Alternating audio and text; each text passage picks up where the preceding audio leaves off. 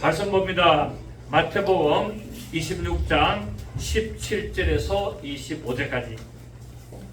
마태복음 26장 17절에서 25절까지 제가 읽겠습니다.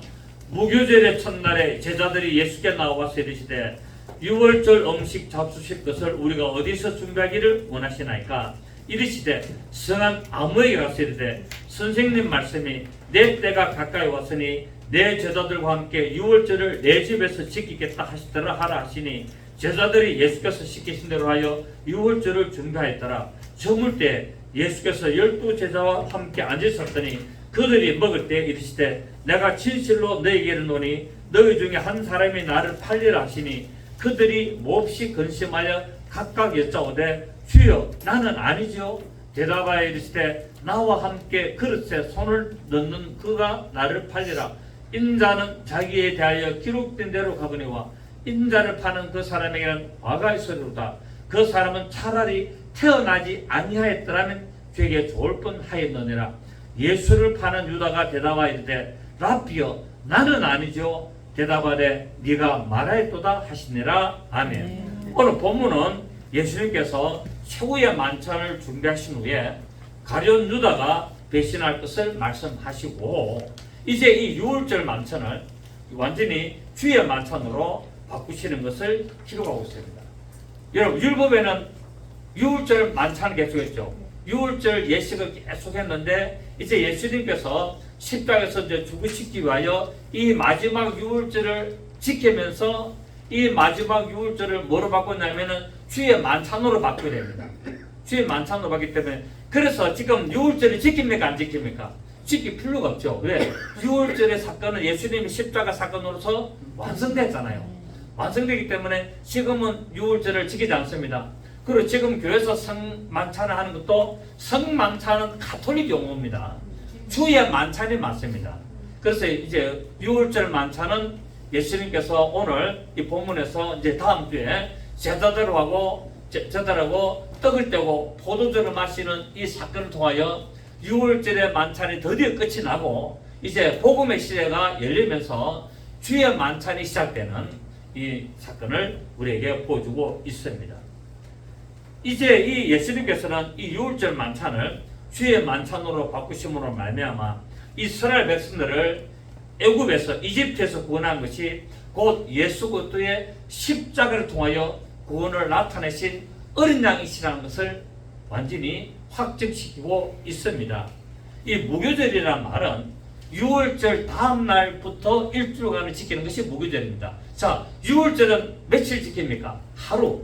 유월절은 14일 저녁에 하루 딱 지키는 것이 양을 잡아먹는 것이 바로 유월절 사건이기 때문에 예수님께서 십자가에서 죽으시고 하루 동안 달려 있었다는 거죠. 그리고 내일 오잖아요. 그래서 유월절은 예수 그리스도의 십자가 사건이고 그 유월절이 끝나고 그 다음 날부터 일주일간을 갖다가 15일부터 21일까지 일주일간을 지키는 것을 무교절이라 그럽니다. 이 무교절이라는 말은 뭐냐면은 누룩이 들어가지 않는 빵을 먹는다 하여서 이 무교절, 누룩 없는 빵을 먹는 절기다 하여서 시키는데 구약의 율법 시대에는 유월절하고 무교절을 구분을 했습니다만은 신약 복음 시대에는 예수님께서 십자가 사건으로 말미암아 유월절과 무교절이 하나가 되어 버렸습니다. 그래서 이제 구약 율법에서는 유월절, 무교절을 따로따로 설명을 하고 있으나 이제 복음 시대, 이 신약 시대는 유월절이라기도 하기도 하고 무교절이라기도 하기도 하고 이런 표현을 막 같이 쓰고 있습니다. 이것을 참고를 하시면 되겠습니다. 예수님께서 이제 이 유월절 최후의 만찬을 지키기 위하여 어디서 예배하기를 원하냐는 이 제자들의 질문에 성 안에 아무에게나 가서 말해라 합니다. 이 아무개라는 말은 어떤 특정한 인물이 아닌 아무 눈에 보이는 대로 만나는 사람한테 아무한테나 가란 말이 아니라 어떤 특정한 사람, 곧 뭐 박아무개, 김아무개, 우리 그러잖아요. 우리가 이름을 공개하기 곤란하면 어떻게 합니까? 김아무개 이래 하는 시대. 그런데 그 사람을 알고 있습니까? 모르겠습니까? 알고 있으면서 그 이름을 말하기 곤란하기 때문에 김아무개, 또 뭐 이아무개, 또 뭐 최아무개 이런처럼 이 아무개라는 말은 바로 어떤 특정한 사람을 지칭함으로써 예수님은 이미 이 유월절의 만찬을 베풀 장소를 제공할 사람을 알고 있었다, 모르고 있었다? 알고 있기 때문에 제자들 보고 성 안에 들어가지고 그 어느 누구 아무에게 가라 이 말입니다. 이해가 되시겠습니까? 아무개나 가라 해서 예수님께서는 이 기록된 말씀을 통하여서 자기 생에 내가 태어나서 내가 죽기까지 혹시 내 생에 예수님이 메시아가 오시지 않겠는가 라고 이렇게 바라보고, 또 만약에 내 생애에 메시아가 온다면은 내가 그 메시아에게 선받기를 원하는 믿음의 삶을 살고 있던 자를 예수님께서는 알고 있다는 사실이에요. 그래서 그 성 안에 들어가서 어느 누구 그 아무개한테 가라, 아무개한테 가서 예수님이 나의 유월절을 내가 너희 집에서 하기를 원한다고 하면은 그 장소를 빌려줄 것이다 라고 예수님께서 말씀하시는데, 마가복음 14장 12절에서 16절에는 뭐라 했냐면은 유월절을 먹을 나의 격실이 어디에 있느냐라고 이렇게 말씀을 했습니다. 그러니까 성 안에 있는 어느 아무개가 집에 갔다가 예수님 뭐라 합니까? 나의 격실에 간다는, 그 집이 곧 뭡니까? 내가 유월절을 베풀 나의 격실이라는 거예요. 그래서 예수님은 이 모든 그 장소를 제공할 사람도 아시고 그 집을 사용할 것도 다 알고 계시다는 겁니다. 여러분, 우리 성경에 보면은 이 기록된 하나님의 말씀을 계속 사모하고 있으면서 때가 되면은 그 예수님의 그 십자가 사건에 자기가 쓰임받은 사람이 나오죠. 누굽니까? 아리마대 부자 요셉이라는 사람이 나옵니다. 이 아리마대 부자 이 요셉은 예수님께서 십자가에서 죽으시고 나니까 어떻게 합니까? 자기가 죽으면은 들어가려고 한 샘무덤, 자기가 죽고 나면은 이제 자기의 몸을 누울 그 무덤을 새롭게 딱 단장해 가지고 만들어낸 그 무덤에다가 예수님의 시체를 달라고 합니다. 빌라도에게 가가지고. 여러분, 이 아리마대 부자 요셉은 공회원이기 때문에 오늘 같으면은 바로 국회의원 중에 한 사람입니다. 이 국회의원 정도 되는 굉장히 급이 높은 사람이고 아주 그 존경받는 사람인데, 그 사람이 죄인의 개수로서 죽었던 그 예수님의 시체를 달라고 이야기합니다. 로마 총독에게. 그러니까 적어도 로마 총독하고 어떻게 됩니까? 급이 같은 급이에요. 로마 총독한테 찾아가가지고 예수의 시체를 나에게 주시라고 말할 수 있는 그런 근세를 가진 자가 이 아리마대 부자 요셉이었어요. 아무나 그 총독은 빌보 총독을 만납니까? 못 만납니까? 아무나 못 만나요. 아무나 못 만나고, 만날 정도 매대를 해가지고 요청을 해가지고 만날 정도 급이 되는 사람, 이 부자 요셉, 이 공회원, 오늘 같은 국회의원인데 이 사람이 죄인의 개수고 이단의 개수로서 죽고 십자가 못 박혀주고 가장 악질 죄인을 죽이는 그 십자가 체험을 당한 그 예수의 시체를 달라 그러고 그 시체를 받아가지고 자기가 죽으면 들어갈 그 새롭게 단장된 무덤에다가 예수님의 시체를 이렇게 누이는 것을 볼 수가 있습니다. 요셉은 이렇게 함으로 말미암아 혹시 있을지 모를 핍박과 고난을 무릅쓰고 예수님의 시체를 요구한 것은 결국 뭡니까? 예수님의 무엇인 줄 알았다? 저 나사렛 출신 예수가 메시아라고 하는 것을 알았다는 사실이에요. 메시아라고 하는 것을 알고, 또 구약 성경에 메시아가 죽게 되면은 부자의 묘실에 들어가게 된다는 이 성경 말씀을 딱 깨닫고 자기가 그렇게 쓰임받는 사람이었구나라는 것을 알고 있다는 거야. 아, 내가 메시아가 이 땅에 오면은 반드시 죽게 되는데 그 메시아가 시체가 그 죽은 몸이 부자의 묘실에 안치된다는 이 기록된 성경 말씀을 깨닫고 내가 그렇게 쓰임받기를 원했고 그렇게 쓰임받으니까 성경을 이루게 되는 역사가 일어난 것을 볼 수가 있습니다. 자, 이사야 53장 9절에 보면은 저 원고에 보시면 다 나와 있어요. 원고를 원고를 만들어 드리는 거는 원고를 계속 보시라고 말씀 드리는 겁니다. 그냥 폼으로 드리는 게 아니고 이사야 53장 9절입니다. 이사야 53장 9절에 보면은 그는 강포를 행하지 아니하였고 그의 입에 거짓이 없었으냐 그의 무덤이 악인들과 함께 있었으며 그가 죽은 후에 부자와 함께 있었도다. 자, 메시아가 오면은 죽게 되는데 그가 죽은 시체가 누구와 함께 있게 된다? 부자와 함께 있게 된다라고 했습니다. 이 이사야 53장 9절의 예언의 말씀을 그대로 아리마대 부자 요셉이 이루는 것을 보게 되죠. 그렇습니다. 우리는 우리의 마음을 예수님께서 성령으로 거하시는 유월절의 만찬으로 제공해야 된다는 거예요. 그렇게 내 마음이 뭡니까? 내 마음이 유월절의 만찬을 베푸는 장소가 되어야 된다는 거예요. 내 마음이. 그러면 내 마음이 유월절을 베푸는 장소 되려면 누가 들어오셔야 되겠습니까? 예수께서 오셔야 되겠죠. 그래서 예수 그리스도를 내 마음에 모시는 이런 믿음의 말씀을 붙들고 항상 내가 주님께 쓰임받고 내가 사용되고 하나님의 말씀을 이루가는 그런 믿음의 삶을 살도록 살아야 되는 것을 오늘 우리가 볼 수가 있습니다. 이처럼 주께서 요구하실 때 내가 믿음의 열매를 내놓아야 된다는 거예요. 그러니까 성한 아무에게나 가서 성한 어느 누구에게 가서 나의 객실이 어디에 있느냐라고 물어보면은 우리 집에 오셔서 내 집을 사용하십시오라고 하는 믿음의 열매를 내놓아야 된다는 거예요. 이처럼 오늘날도 우리는 주님 하나님께서 나에게 믿음을 요구할 때 내가 쓰임받기를 원합니다. 나를 사용하소서라고 나의 믿음을 내놓는 여러분 되시기를 부탁드립니다. 예수님께서 길 가실 때 우리가 설교를 했습니다만 길 가실 때 무화과나무의 열매를 구했지 않습니까? 무화과나무 열매를 구해서나 아직 때가 아니므로 열매가 없었습니다. 요거 이제 제가 말씀을 드렸는데 성경에는 무화과나무는 이스라엘을 비유하고 있다 그랬죠. 그죠? 이스라엘을 예표하기 때문에 우리는 바로 영적 이스라엘 성도로서 주께서 언제든지 나에게 믿음의 열매를 요구할 때 믿음의 열매를 내놓아야 된다는 거예요. 아, 잠깐만 계십시오. 제가 내년에 준비해가지고 내놓겠습니다. 안 된다는 거예요. 그러면 뭡니까? 예수님은 그 기회를 나에게서 지나가신다는 거예요. 예수님은 항상 어떻게 합니까? 그때 믿음의 열매를 요구할 때 믿음의 열매를 내놓지 못하고 하면 다른 사람에게 또 열매를 요구합니다. 그래서 다른 사람을 써버린다는 거예요. 그래서 하나님이 나를 도구로 서실 때 항상 우리는 뭐 해야 됩니까? 내가 준비가 되어 있어야 되는 거예요.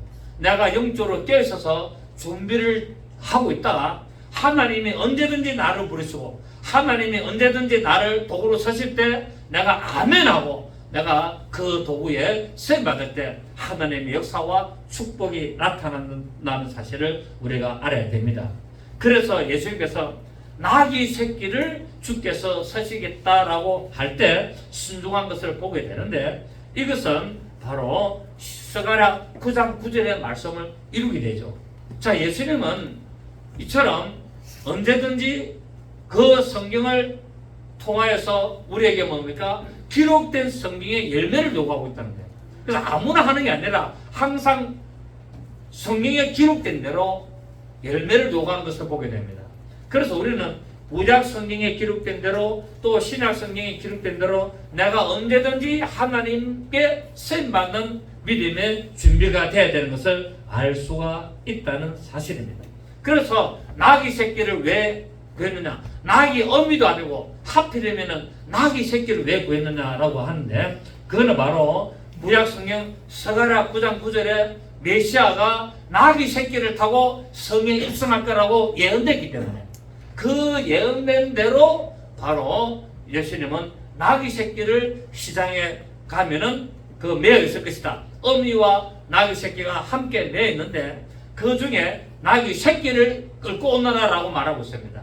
여러분, 어미하고 새끼하고 같이 있는데 새끼를 풀고 오면은 어미가 가만히 있겠어요? 얼마나 막 소등지고 울부짖고 막 그러겠어요. 그런데 주님의 서신다니까 짐승까지도 조용한 잠잠한 하나님의 서신다면은 모든 것들이 잠잠할 시어다. 그러니까 나귀 새끼를 끄고 풀어가려고 하니까 나귀 주인도 왜 나귀 새끼를 끌고 가려고 하니까 주가 서시겠다라고 하니까 아멘 하고 내주는 겁니다. 여러분, 이게 지금 우리가 생각으로 말이 되는 겁니까 지금? 지금 묶여 있는데 난 새끼는 어떤 모르는 사람이 와가지고 또 풀고 끌고 가려고 하니까 주인이 황당해가지고 아 당신 왜 그래요? 하니까 아 우리 주님이 서시겠다고 합니다 라고 하니까 그렇습니까? 라고 하고 가서 사용하십시오라고 내주고 낙이 의미도 뭡니까? 가만히 멀뚱멀뚱하게 쳐다보고 있다는 사실. 하나님의 역사는 우리 인간의 모든 생각을 초월하셨다는 사실입니다. 하나님의 역사는 바로 우리 생각을 초월하고 하나님의 뜻은 우리 인간의 뜻을 초월하시는 하나님이라는 사실을 우리가 알게 되는 겁니다. 그런데 왜 이렇게 되자고요? 스가랴 9장 9절에 나귀 새끼를 타고 성에 입성하실 것이라고 예언된 말씀을 이루기 때문에 그렇다는 거예요. 내 생각이 아니라 내 뜻대로 하는 것이 아니라 어떤 환경을 따르는 것이 아니라 기록된 하나님의 말씀을 따라갈 때 모든 것을 순종하게 되었습니다. 아멘. 천지 만물도 하나님의 말씀을 따라갈 때 순종하게 되었습니다. 이 모든 다른 사람들이 나를 도와줄 때도 왜 도와준다고요? 하나님의 말씀을 내가 따라갈 때 다른 사람들이 나를 도와주는 거예요. 내 기분대로 내 하고 싶은 대로 한다고 해서 다른 사람이 도와주는 게 아니에요. 하나님의 기록된 말씀을 이루기 위하고 하나님의 나를 부르시고 하나님의 나를 들어서 무언가를 하시려고 할 때 내가 아멘하고 순종하여 그 발걸음을 옮기고 액션을 취하고 행동을 할 때 하나님이 다른 사람들로 하여금 나를 도와주도록 만든다는 사실을 우리가 이걸 꼭 기억하시면 좋겠습니다. 그렇습니다. 믿음은 반드시 열매로 나타나야 됩니다. 왜냐하면 열매가 없는 믿음은 헛것이기 때문에 그렇습니다. 그래서 믿음이 없는 열매를 맺지 못하는 나무는 도끼가 찍어버린다고 말씀을 하고 있습니다. 자, 이제 예수님께서 이렇게 6월절 만찬을 최후의 만찬을 하는 중에 가룟 유다가 배신하게 되는 것을 공식적으로 말씀을 했습니다. 하지만 유다는 뻔뻔하게도 나는 아니지요 라고 거짓말을 했습니다. 제자들은 다른 제자들은 주여 나는 아니죠 라는데 가룟 유다는 뭐라고 합니까? 랍비여 나는 아니죠. 다른 제자들은 전부 다 주여 나는 아니죠 라고 하는데 가룟 유다는 랍비여 나는 아니죠 라고 이렇게 질문을 합니다.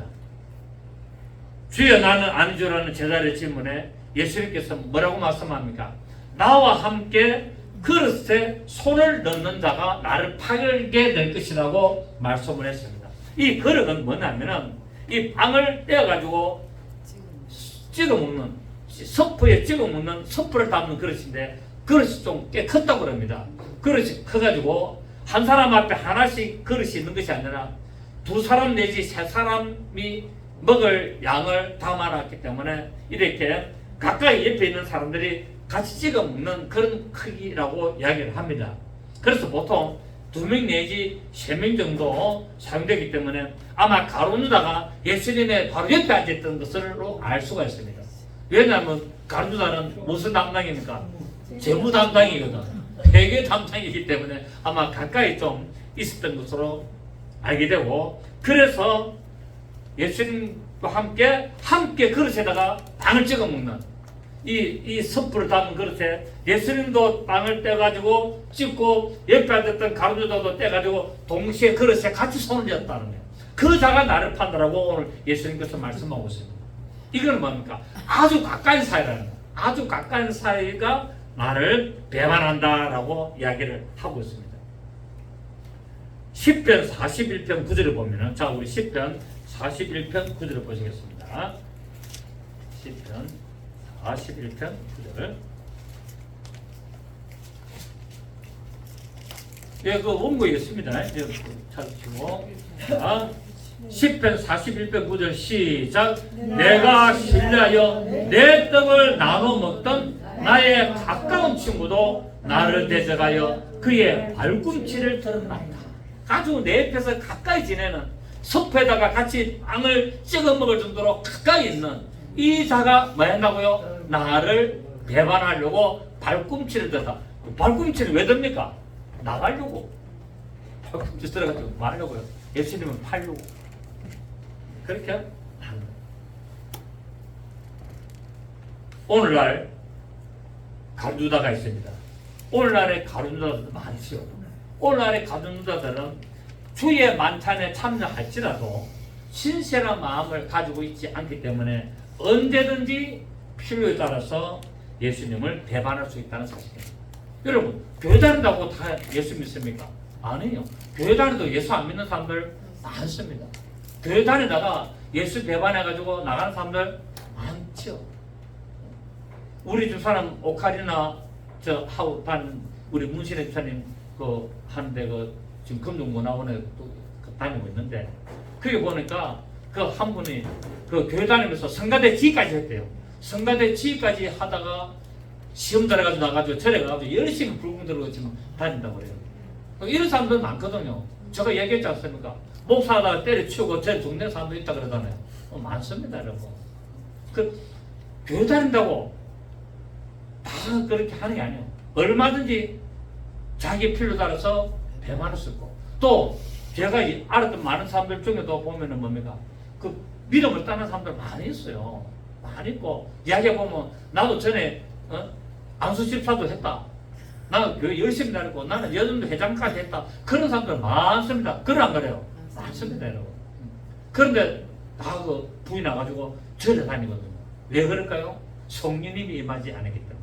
성령이 임하지 않기 때문에 언제든지 믿음을 떠날 수가 있는데 성령님이 임하게 되면은 절대로 믿음을 떠나지는 않습니다.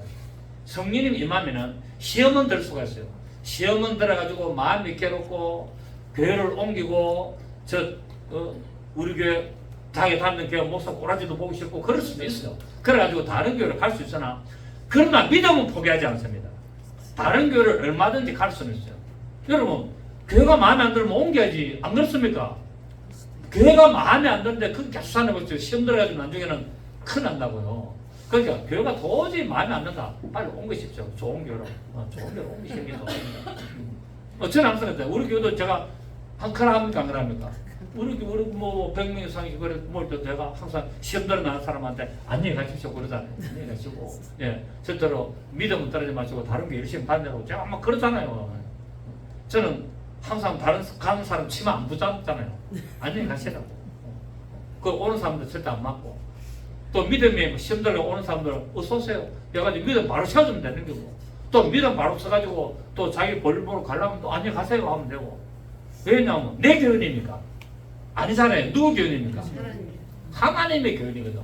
하나님의 교훈을 하나님이 어디든지 보내실 때 그 보내시는 대로 순종하고 양육해 주면 되는 거예요. 그래서 교회가 이렇게 많은 거예요. 교회가 왜 많다고요? 하나님은 손에 안 보시기 때문에. 그래서 교회가 많기 때문에 네 마음에 드는 교회를 찾아가라는 거예요. 아멘입니까? 그러나 인간적으로 다니지는 말고 믿음을 가지도록 해라 라고 성경은 말씀합니다. 오늘날의 가르쳐자들이 바로 언제든지 믿음을 배반할 수가 있는데 그 이유는 뭐냐면은 인간의 마음은 부패하기 때문에 그렇습니다. 사람의 마음이 뭐하기 때문에? 부패하기 때문에. 그게 예수님이 안 돌아왔기 때문에 그런 거예요.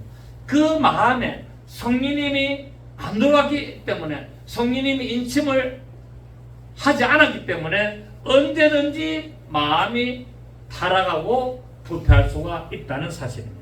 그래서 예레미야 17장 9절에서 10절을 보시면 만물보다도 거짓되고 심히 부패한 것은 마음이라. 자, 이 세상에서 가장 거짓되고 부패한 것이 뭐라고요? 마음이라. 인간의 마음은 가늠할 수 없을 정도로 부패할 수 있다는 거예요. 타락할 수 있다는 거예요. 여러분, 우리 그 살인, 요번에 그 정유정, 이거 보십시오. 그 금정구 애 아닙니까? 이 금정구 애거든요. 그 금정구, 그 23살 먹은 애가 그 같이 또래 20대를 집에 찾아가지고 죽여가지고 토막 내가지고 이 트렁크에 싣고 그 가능한 일이에요? 그게? 왜 그럴까요? 그 마음에 부패하기 때문에 그 마음이 타락이기 때문에 그 마음에 악한 귀신이 살인의 영이 딱 돌았잖아요. 그 마음에 살인의 영이 들어가지고 사람을 죽이고 싶다는 그 충동이 딱 일어날 때 그 마음을 다스리지 못하기 때문에 진짜가 되는 겁니다. 그래서 마음을 다스리라고 해야 하잖아. 무엇보다도 마음을 다스리라 라고 말하고 있습니다. 무엇보다도 마음을 다스려. 근데 이 마음을 다스린다고 해서 우리가 돌을 닦는다고 마음이 다스려집니까? 안 됩니다. 성령님이 임하시고 하나님의 마음을 다스리셔야만이 된다는 사실이에요. 하나님이 내 마음을 주장스러워 내 마음에 누가 들어온다? 보혜사 성령님이 들어오셔야만이 내 마음이 하나님의 뜻대로 나갈 수가 있고, 악한 생각이 들어오고 가룟유다의 마음에 예수를 팔려는 생각을 열 때 그 마음을 이길 수가 있게 되는 겁니다. 아멘. 그래서 성령님이 들어오지 않았으면 우리 인간 마음, 우리 인간의 마음은 하늘보다도 더 넓게 부패하고 타락할 수가 있다는 사실입니다. 그래서 만물보다도 거짓되고 힘이 부패한 것은 마음이라. 누가 너니 이를 알지만은 나 여호와는 심장을 살피며 배부를 시험하고 각각 그 행위와 그 행실대로 봉하나니라고 말하고 있습니다. 여러분, 여러분의 마음에 항상 하나님의 말씀으로 다스리시기를 바랍니다. 성령님이 내 마음에 계셔서 항상 그 성령님이 말씀을 생각나게 하고 말씀을 가르치게 하고 말씀을 따라가고 모든 악한 생각들, 더러운 생각들을 이겨낼 수 있는 이런 믿음의 마음을 가져야 된다는 사실입니다. 오늘 예수님께서는 이렇게 말씀합니다. 인자는 자기에 대하여 기록된 대로 가거네요. 그럼 예수님은 왜 죽는다고요? 예수님이 힘이 없어서 죽고 죽고 싶다고 죽은 것이 아니라 기록된 성경을 응하려고 그 기록된 성경대로 나는 간다는 겁니다. 예수 그리스도의 죽음은 실패해서, 인생이 실패해서 힘이 없어서 죽으시는 것이 아니라, 권력이 없어서 죽으시는 것이 아니라 성경에 기록된 대로 죽으셔서 성경을 이루시는 것을 말씀하고 있습니다. 그렇습니다. 예수님은 뭐라고 말씀하셨습니까? 나는 죽을 근세도 있고 나는 살 근세도 있다라고 말씀하셨죠. 요한복음 10장 봅니다. 요한복음 10장 17절을 보십시오. 요한복음 10장 17절. 요한복음 10장 17절. 내가 내 목숨을 버리는 것은 그것을 내가 다시 얻기 위함이라. 이로 말미암아 아버지께서 나를 사랑하시느니라. 이를 내게서 빼앗는 자가 있는 것이 아니라 내가 스스로 버리노라. 시작. 나는 버릴 근세도 있고 다시 얻을 근세도 있으니 이 계명은 내 아버지에게서 받았노라 하시니라. 예수님은 죽을 근세도 있고 살 근세도 있다는 거예요. 왜? 그분은 생명의 주인 되시기 때문에. 그는 사망의 근세를 깨뜨리고 사망을 정복하고 모든 생명을 다스릴 그런 근세이기 때문에 나는 죽을 근세도 있고 살 근세도 있다는 거예요. 그래서 예수님께서 모든 만물 중에서 뭡니까? 천난자라고 말씀하고 있는 거예요. 스스로 목숨을 버리셔서 이 하나님의 말씀을 이루시는 것을 보게 된다는 사실입니다.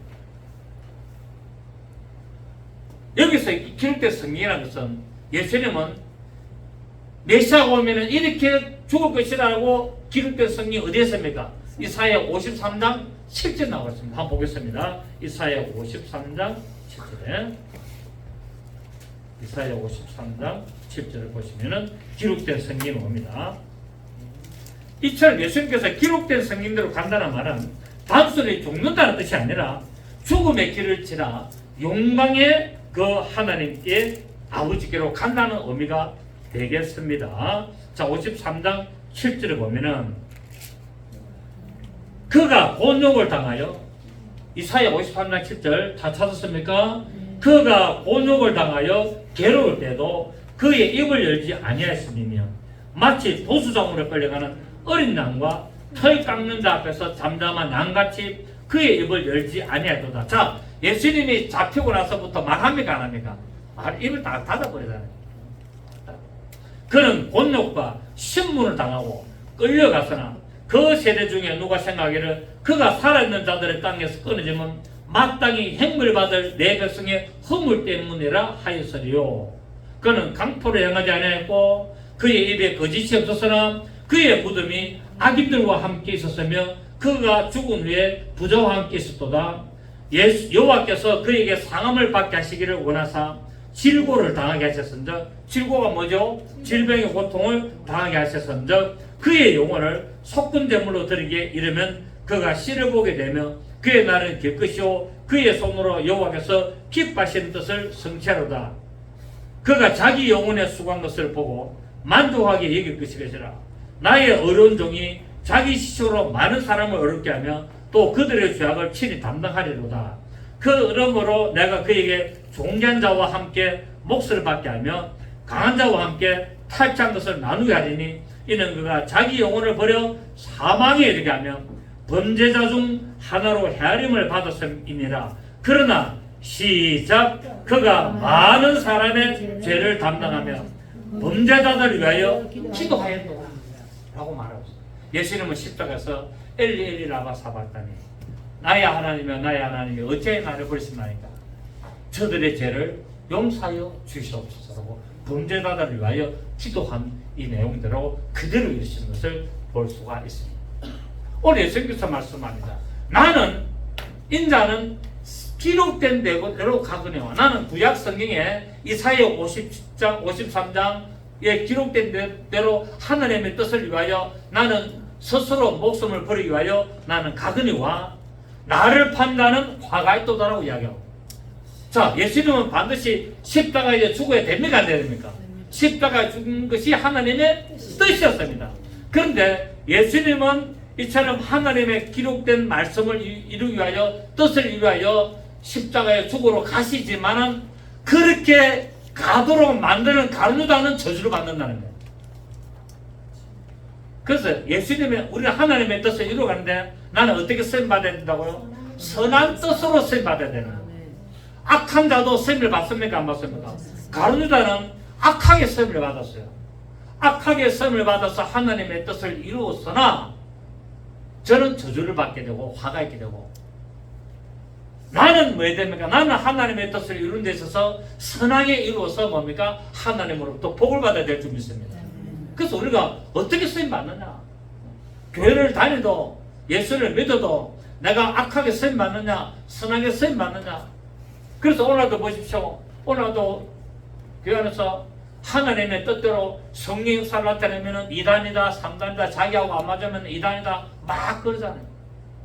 막 그렇게 한다. 제가 이야기를 듣는데 변성호 목사라고 압니까?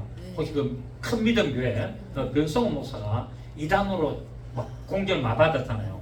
많이 받았는데 왜 받았냐니까 그 자기 교단의 총회장을 했던 그 양병희 목사라고 했어요. 총회장을 했던 그 교회에 성가대원 한 사람이 그 큰 믿음 교회로 딱 옮긴 거예요. 자기 그 교인이 많았어요. 교인이 많았는데 그 성가대원 중에 한 명이 이 큰 믿음 교회로 옮겨버린 거예요. 왜냐하면 메시지가 좋고 이 와닿아가지고 믿음을 옮긴 거예요. 왜냐하면 이 교회는 정통파 이 장로교로 그렇게 하는데 이 큰 믿음 교회는 뭡니까? 성령 은사도 나타내고 막 이렇게 하잖아요. 막 이렇게 성령 은사가 많이 나타나는 교회고 이러니까 이 성가대원 한 사람이 그걸로 옮긴 거라. 이거를 이제 그 목사가 알고 같은 교단이거든요. 같은 교단인데 교단에서 공개적으로 이단대가 막 이제 정지하기 시작한 거예요. 그래서 그 사건이 벌어진 겁니다. 이단장 막 공격받은 게 실제 이단 아니잖아요, 그죠? 그런데 그래서 그 변성호 목사 책에 보니까 그래 나왔더라고. 책에 보니까 내가 이렇게 이단으로 막 공격을 받게 됐는데 이제 우리나라도 기독교 상대 무슨 아니라고 이단 아니라고 다 풀려졌잖아요. 근데 왜 그러면 같은 교단의 목사님이 총회장을 했던 목사님이 그 이단을 했냐? 자기 교회 성가대원 한 사람이 옮겼다라고 그때부터 앙심을 보고 나를 이단으로 몰아놨다라고 쫙 해놨더라고요. 그러면은 어른 아닙니까? 그 교단에 총회장까지 했으니 어른 같으면은 불러야지. 그 변 목사 나 좀 봅시다 해가지고 우리 그 성가대원 한 명이 그 당신 교회를 갔는데 어제 뭐 당신 메시지가 줘서 가는 모양이니까 잘 양육시켜라. 그래야 되지 않겠습니까? 좀 잘 인도하고 양육시켜서 변성호 목사 당신 그 메시지 좋다고 갔으니까 잘 키워서 시험 만들도록 그래 만들고 만약에 다음에 또 돌아가려면 잘 보내주시오. 이렇게 해서 된다는 거예요. 그게 성숙한 목사의 모습 아니겠습니까, 여러분? 그런데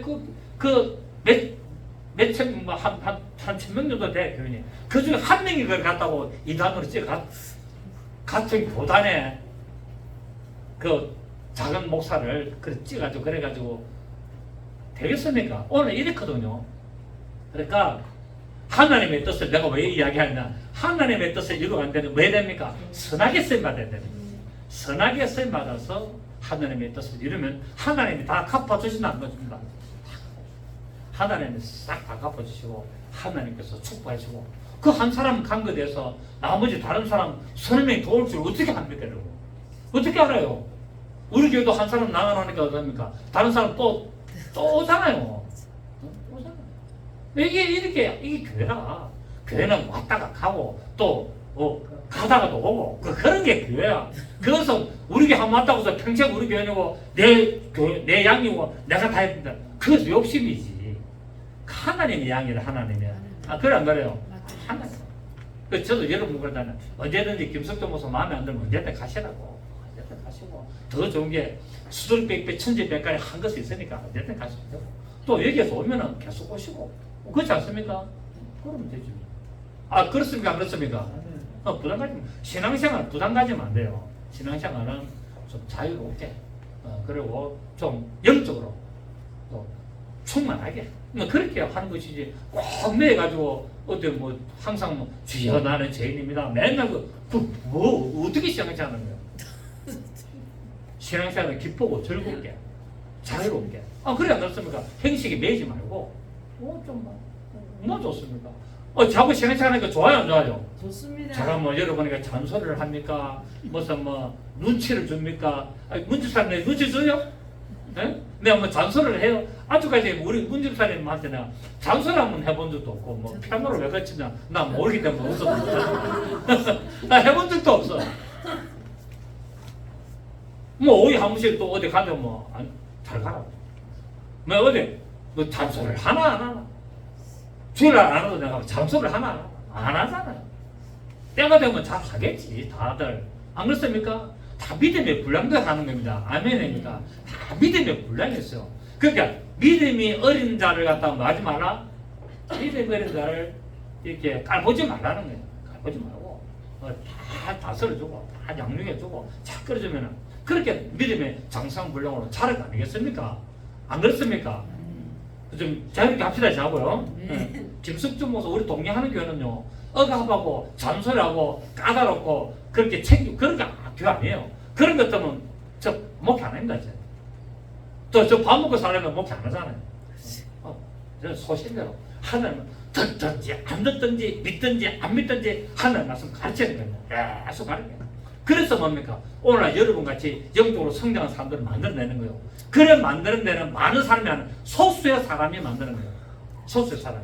한 사람이 일당 100, 일당 10,000명 이런 군사들을 만들어내는 역할을 제가 하는 거예요. 그래서 말씀 다 가르치고 성령 충만하게 만들고 은사 능력 나타나도록 만드는 교회가 우리 동의하는 교회 아닙니까? 그렇게 신앙생활을 자유롭게 하지. 하나님을 믿는다면서 맨날 물리가지고 보고 눈치 보고 죄여 하고 막 죄님이다 하고 어떻게 그래 신앙생활 하겠어요? 우리 하나님의 자녀인데 이긴 자인데 안 그렇습니까? 우리는 이긴 자는 세상을 향하여 전진하고 돌격하고 그래서 이기는 자의 반열에 들어간 자가 돼야 되지 않습니까? 아닙니까? 이 화가 있을 것이라는 말은 구원받지 못한 것으로 차라리 태어나지 않는 것이 더 낫다는 거예요. 차라리 안 태어나는 게 낫는데 너는 태어나가지고 이 사탄에게 마귀에게 쓰임받아가지고 나를 팔아가지고 하나님의 뜻을 이루지만 잘못된 방법으로 너는 악하게 하나님의 뜻을 이루기 때문에 너는 화가 있고 너는 저주를 받고 영원한 지옥의 형벌을 당하게 되고 차라리 너는 나지 아니할 때면 좋을 뻔하였더라고 말씀을 하고 있습니다. 여러분 죄인이 멸망하는 것은 하나님의 자비와 긍휼이 부족해서가 아니라 자신의 완악함 때문에 멸망하는 겁니다. 아멘. 하나님은 모든 자가 구원에 이르기를 원하고 계십니다. 하나님은 이 세상에 태어나는 모든 자들이 구원받기를 원하고 있어요. 그런데 왜 그러면 지옥 가느냐? 자기의 완악함 때문에, 자기의 마음의 완악함 때문에, 마음이 타락하고 부패하고 썩기 때문에 다 지옥을 가게 된다고 말씀하고 있습니다. 자, 우리 에스겔서 33장 에스겔서 33장 11절, 에스겔서 33장 11절, 1201페이지 1201페이지. 너는 그들에게 말하라. 주 여호와의 말씀이니라. 나의 삶을 두고 맹세하노니 나는 악인이 죽는 것을 기뻐하지 아니하고 악인이 그의 길에서 돌이켜 떠나 사는 것을 기뻐하노라. 하나님은 어떤 하나님? 악인이 죄 때문에 죽는 것을 기뻐하지 않는다는 거예요. 그리고 악인이 돌이켜서 사는 것을 기뻐하노라. 이스라엘 족속아, 돌이키라. 너의 악한 길에서 떠나라. 시작. 어찌 죽고자 하느냐 하셨다 하라. 인자야, 너는 내 민족에게 이르기를 의인이 범죄하는 날에는 그 공의가 구원하지 못할 것이. 의인이 죄를 지으면 뭡니까? 못 잃어버린다는 거예요. 맞습니까? 잃어 못할 것이요, 악인이 돌이켜 그 악에서 떠나는 날에는 그 악이 그를 엎드리. 악인이 죄를 버려버리면 어찌 된다고요? 산다는 거예요. 떠난 날에는 그 악이 그를 엎드리지 못할 것인즉 의인이 범죄하는 날에는 그의 의로 말미암아 살지 못하리라. 가령 내가 의인에게 말하기를 너는 살리라 하였다 하자. 그가 그 공의를 스스로 믿고 죄악을 행하면 그 모든 어려운 해가 하나도 기억되지 아니하리. 자, 나는 의인이다. 나는 예수를 믿고 의인이기 때문에 나는 구원받았다고 죄를 지으면 어찌 된다고요? 소용없다는 겁니다. 이 말이. 그 말 아닙니까? 모든 어려운 해가 하나도 기억되지 아니하리라. 그가 그 지은 죄악으로 말미암아 그 안에서 죽으리라. 아멘. 그러니까 우리는 죄 다른다고 다 구원받는 게 아니에요. 내가 예수 믿는다고 다 구원받는 게 아니란 말입니다. 죄를 지으면 뭡니까? 그 죄값을 다 당해야 된다는 것을 말하고 있는 거예요. 아멘. 그래서 우리에게는 뭡니까? 죄를 돌이킬 수 있도록 회개를 주신 거예요. 회개를 주면은 뭡니까? 하나님 그 죄를 용서하시고 어렵다 해주시는 거예요. 회개하는 자를 어떤 자로 해주신다? 어렵다 해주시는 거예요. 내 죄를 고백하고 내가 회개하고 돌이키는 걸 보고 하나님은 어렵다 해서 의인으로 인정해서 살리신다고 말씀하고 있는 거예요. 그래서 만약에 가룟 유다도 예수를 팔고 만약에 제가 회개했으면 어디 됐을까요? 구원받았겠죠. 그런데 저는 회개를 안 하고 뭐하고 마쳤다? 뉘우치고 마쳤다. 오늘 가룟 유다는 말합니다. 랍비여, 나는 아니죠. 이 유다의 뻔뻔스러움. 왜? 이미 예수를 팔기로 다 합의 받아놓고 대제사장들하고 합의를 다 해가지고 은삼치까지도 받아놔놓고 그리고 주의 만찬, 유월절 만찬에 나와 함께 그래서 손을 얹는 자다 하니까 마음에 찔렸든지 콱콱 아팠든지 랍비여, 나는 아니죠라고 뻔뻔한 거짓말을 하고 있습니다. 이것을 볼 때 양심이 과인을 맞은 자들은 이런 위선적인 모습을 보게 됩니다. 양심의 화인을 받는다는 것은 뭡니까? 사단이, 마귀가 그 마음에 악한 생각으로 완전히 인을 쳐버리는 겁니다.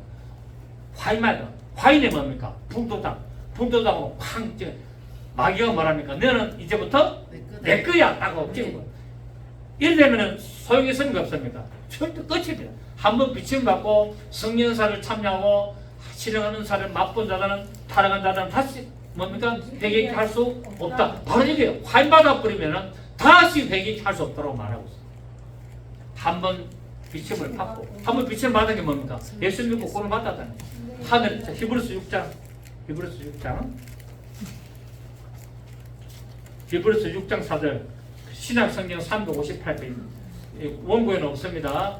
히브리서 6장 4절 자 보세요. 358페이지 히브리서 6장 4절 찾았습니까? 그 사람 찾았어요? 그 사람 찾았어요?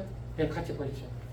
히브리서 6장 4절 히브리서 6장 4절 시작. 한번 빛을 받고 하늘의 은사를 맛보고 성령에 참여한 바 되고 하나님의 선한 말씀과 내세의 능력을 맛보고도 타락한 자들은 다시 새롭게 하여 회개하게 할 수 없나니 이는 그들이 하나님의 아들을 다시 십자가에 못 박아 드러내놓고 욕되게 합니다. 한번 빛을 받고 구원을 받고 하늘의 은사도 맛보고 성령에 참여한 바가 되고 하나님의 선한 말씀과 내세의 능력을 맛보고도 타락하게 되면 다시 새롭게 하여서 해결 안 된다는 거예요. 이게 뭡니까? 바로 가르누다. 가르누다가 말이 이랬답니다. 한번 빛을 받고 하늘의 은사를 맛보고 성령에 참여 안 받고 하나님의 선한 말씀과 내세에 맛보고 타락해 버렸습니다. 그래서 뭡니까? 다시는 회개케 할 수가 없는 자가 됐습니다.